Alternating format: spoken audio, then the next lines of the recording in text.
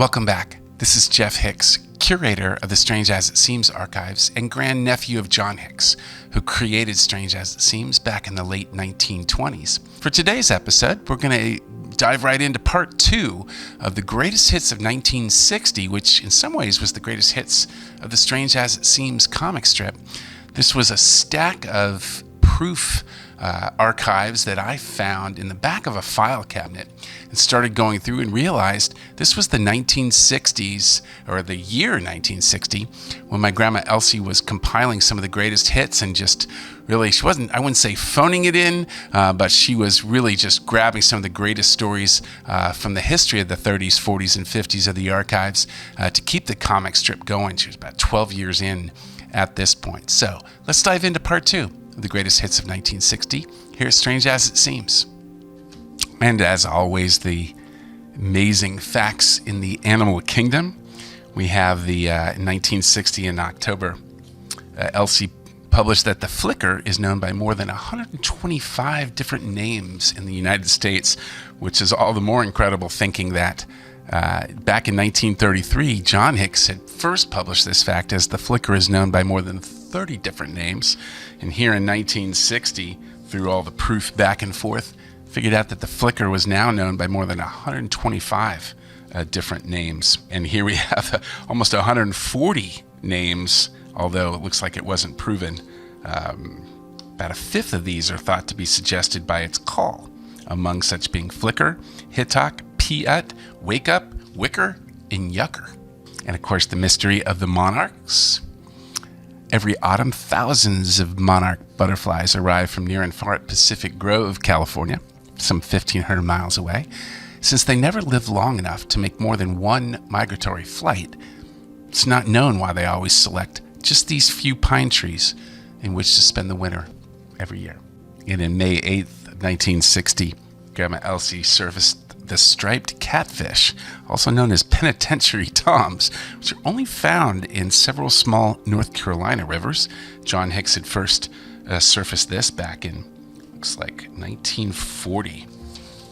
Fascinating animal. We have the proof here from the state of North Carolina Conservation and Development in Raleigh, proving the existence of these Scylbiliotes furiosus, more familiarly known to others as Mad Tom or Tabby Cat, and to the black population as Penitentiary Tom, which is found exclusively in the Tar, Neuse, and Small Rivers of eastern North Carolina.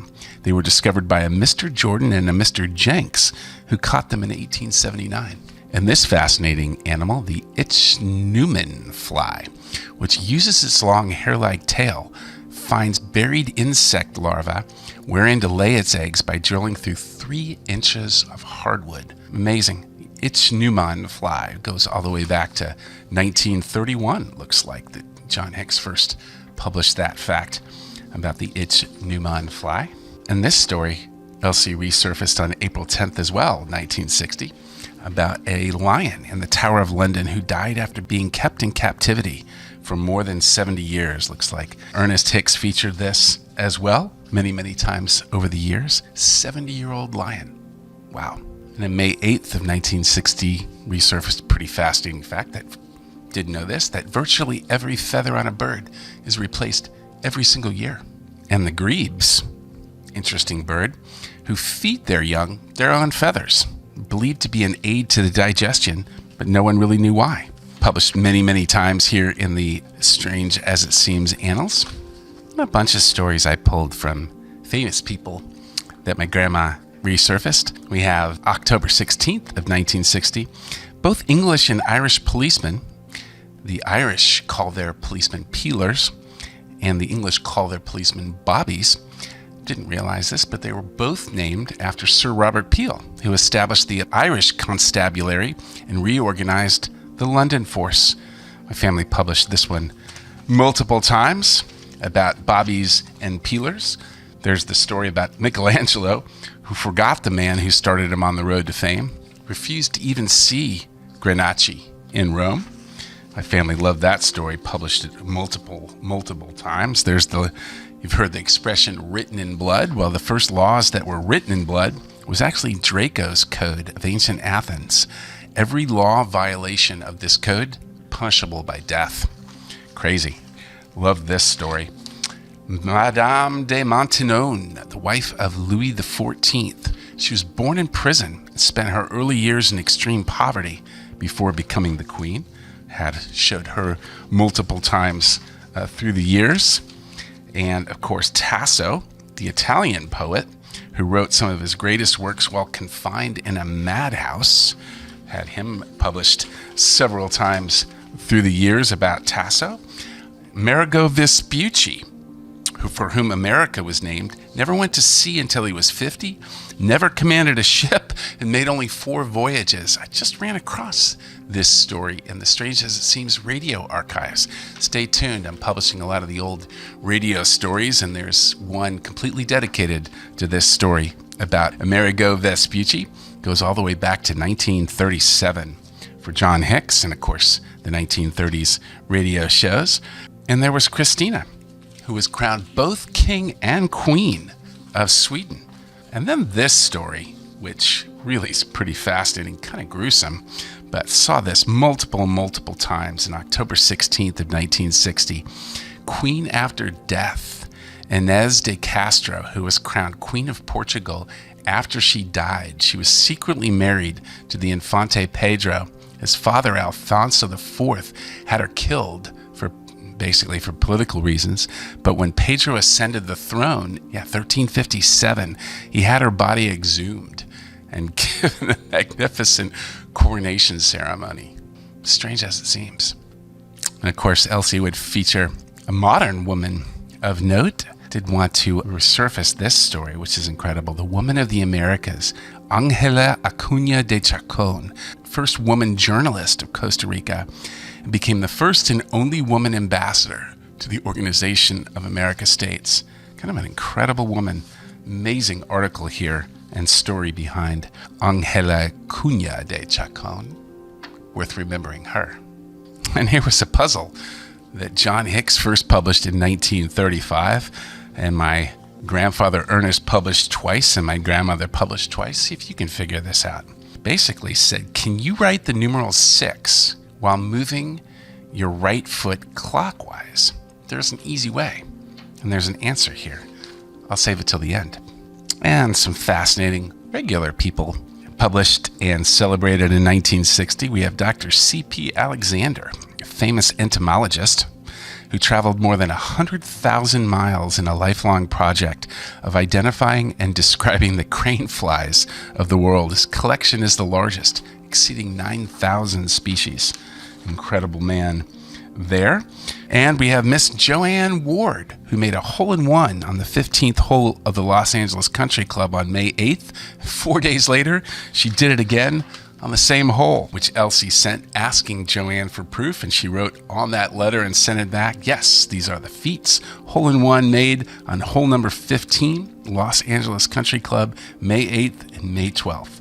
Joanne Ward. And I love this guy. How about H.G. Hurley of Echo Bay, Ontario, who's halter broken and driven hogs for 30 years. And multiple pictures in here, published multiple times on H.G. Hurley. In fact, we've got some photographs of H.G. and even a business card, home on the farm, of a man, Red and Rusty, the 2 hogs that the Tamworth hogs, trained and driven by H.G. Hurley.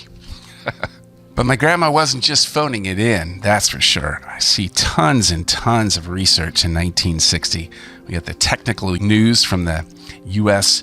Department of Commerce about all kinds of facts that she published that year. We've got the Skyline North American Aviation volume about an incredible ship that basically carried the Saturn rocket. Amazing stories there. She did quite a bit of research from the Chicago National History Museum Bulletin.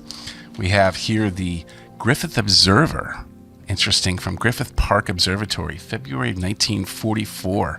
Fascinating little book here, where she found in the very back, no satisfactory explanation has ever been offered for the custom of women to woo during leap year. Fascinating. It's a very old custom, as evidenced by a law which legalized it in Scotland in 1288. It provided that if a maiden lady asked a man to marry her and he refused, he could be fined as much as £1. Of course, he did not have to pay if he was married or engaged to another woman.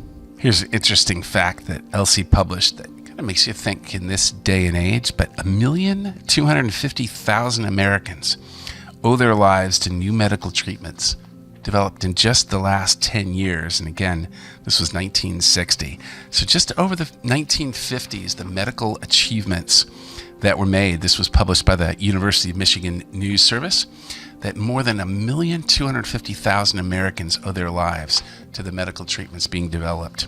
Makes you stop and think with everything being canceled and cut and terminated these days, doesn't it? And here's an interesting fact that Elsie published in 1950 that actually leads to some positive news of the day when we think about it. But nearly half the population of adults in the world in 1960 can neither read nor write. And the number of illiterates is increasing every day. But as we notice from the most recent statistics from March 22nd of this year, over 86% of the adult population today is literate. So something that's moving in the right direction anyway. And on August of 21st of 1960, Grandma Elsie published a fact that had been around a few times before about the tailless airplane that was invented, successfully flown by J.W. Dunn of Scotland all the way back in 1911. Of course, this was as the B-2 bomber and all the stealth fighters and all that technology was being developed, which we see today. One other interesting fact I thought was fascinating that my grandma resurrected from years past was that injections of cobra venom were once tried as a remedy for color blindness. Found that fascinating. I'm actually black-white. Blue cone monochromatic is what it's known for color blindness. And the final story from 1960 that caught my eye, that Grandma Elsie published in June 11th, looks like the week of June 11th.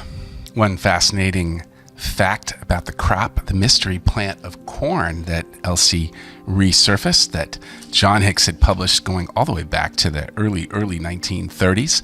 The mystery plant corn was raised in the world kind of differently than any other crop. It's never found in its wild state, and no one knows how or where the plant originated. Crazy. Can't grow wild, entirely dependent on man. John Hix published this multiple times, Elsie Hix as well. And in fact, we have the proof from the United States Department of Agriculture, the Bureau of Plant Industry from 1941.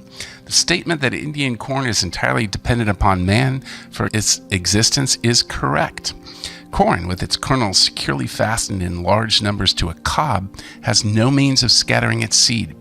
The seeds on ears that fall to the ground and, through favorable covering conditions, weather the winter, may germinate in the spring, but because of their number, young plants choke themselves out and die without producing for the next generation. Fascinating to think that, in spite of this mysterious origin, corn is the most widely produced crop today. Over 90 million acres are farmed for corn today, more than wheat, soybean, or even cotton. And for the final story, mine from the greatest hits of 1960, Elsie pulling stories from the 30s, 40s, and 50s, we have The Man Who Fell Up that Elsie Hix featured in June of 1960. Glenn Messer, an aerial acrobat who was attempting to stand erect on the wing of an airplane during a loop, and he was suddenly thrown upward by centrifugal force when his foot strap broke. He was knocked unconscious, but the pilot grabbed him around the neck and pulled him back into the plane. Here's the story that goes all the way back, it looks like, to 1939, when John Hix wrote, "Hey, it's been a long time. I was glancing through," this is to Clint Bonner, the Birmingham Age Herald.